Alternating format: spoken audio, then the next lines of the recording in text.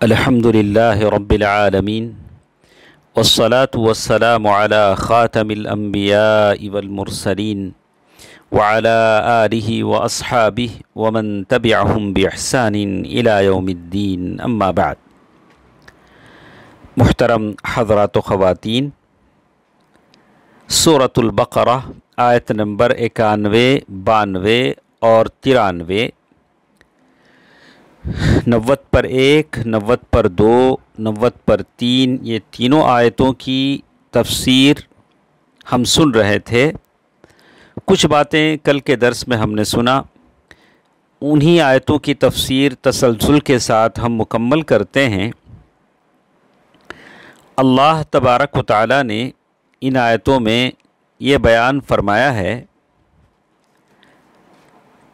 قرآن کا ان کی کتابوں کی تصدیق کرنا جو ان پر نازل کی گئی ہیں، اس بات کا تقاضا کرتا ہے کہ یہ قرآن ان کے لیے اس بات کی دلیل ہو کہ ان کے پاس جو کتابیں ہیں وہ سچی ہیں۔ اس اعتبار سے وہ اپنی کتابوں کا اثبات بھی قرآن کے بغیر نہیں کر سکتے۔ جب وہ قرآن کا انکار کر دیتے ہیں تو ان کی حالت اس مدعی کی سی ہو جاتی ہے جس کے پاس اپنے دعوے کو ثابت کرنے کے لیے ایسی دلیل و حجت بھی ہے جو اثبات دعویٰ کی واحد دلیل ہے۔ اس دلیل کے بغیر اس کا دعویٰ ثابت ہی نہیں ہو سکتا، لیکن پھر وہ خود ہی اپنی دلیل میں جرح و قدح کرتا ہے اور اس کو جھٹلا دیتا ہے۔ کیا یہ پاگل پن اور حماقت نہیں؟ تو معلوم ہوا کہ ان کا قرآن کا انکار کرنا حقیقت میں ان کتابوں کا انکار ہے جو ان کی طرف نازل کی گئیں۔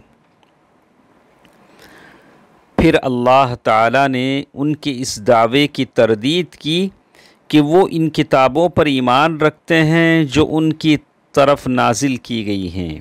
چنانچہ اللہ تعالیٰ نے فرمایا، قل، یعنی ان سے کہہ دو، فَلِمَ تَقْتُلُونَ أَنبِيَاءَ اللَّهِ مِن قَبْلُ إِن كُنتُم مُؤْمِنِينَ، اگر تم ایماندار ہو تو پھر تم اس سے قبل اللہ کے انبیاء کو کیوں قتل کر دیتے رہے؟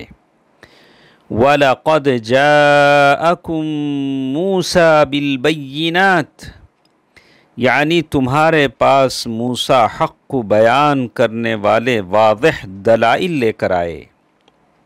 ثُمَّ اتَّخَذْتُمُ الْعِجْلَ مِن بَعْدِهِ، پھر تم نے موسیٰ کے آنے کے بعد بھی بچھڑے کو اپنا معبود بنا لیا۔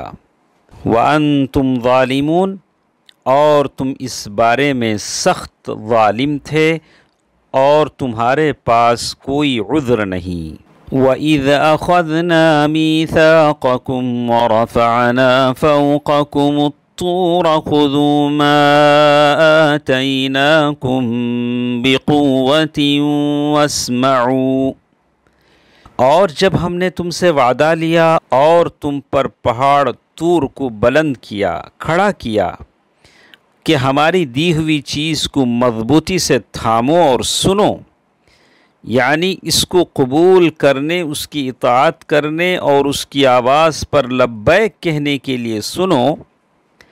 قالوا سمعنا وعصینا، یعنی ان کی حالت یہ ہو گئی کہ وہ کہتے ہیں کہ ہم نے سنا اور نافرمانی کی۔ وَأُشْرِبُوا فِي قُلُوبِهِمُ الْعِجْلَ، یعنی ان کے دل بچھڑے اور اس کی عبادت کی محبت کے رنگ میں رنگے گئے، اور ان کے کفر کے سبب سے ان کے دلوں میں گویا بچھڑے کی محبت رچ بس گئی۔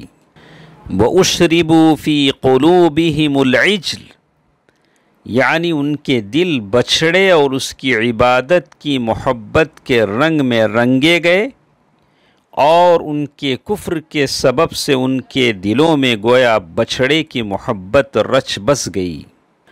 قُلْ بِئْسَ مَا يَأْمُرُكُم بِهِ إِيمَانُكُمْ إِن كُنتُم مُؤْمِنِينَ،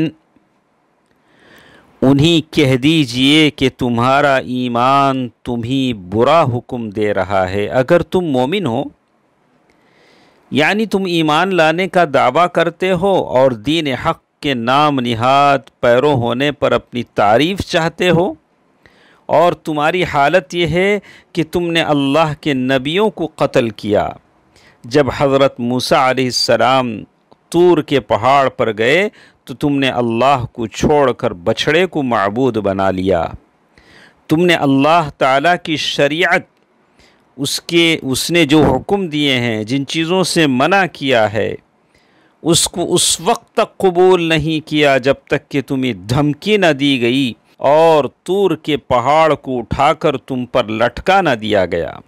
پھر بھی تم نے زبانی طور پر تو اسے قبول کر لیا مگر عملی طور سے اس کی مخالفت کی۔ یہ کیسا ایمان ہے جس کا تم دعویٰ کرتے ہو، اور یہ کیسا دین ہے؟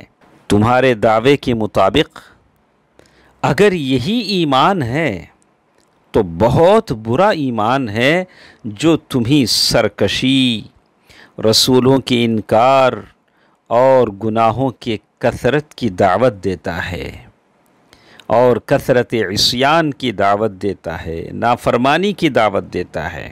حالانکہ یہ بات سمجھی جاتی ہے، جانی جاتی ہے، معروف ہے کہ صحیح اور حقیقی ایمان صاحب ایمان کو ہر بھلائی کا حکم دیتا ہے اور برائی سے روکتا ہے، لہذا اس سے ان کا جھوٹ واضح اور ان کا تضاد کھل جاتا ہے، عیاں ہو جاتا ہے۔ اللہ تعالی ہم سب کو صحیح عقیدے پر جمائے رکھے، اللہ تعالی ہمیشہ اس کی عبودیت میں ہمیں لگائے رکھے، آمین۔ والسلام علیکم ورحمۃ اللہ وبرکاتہ۔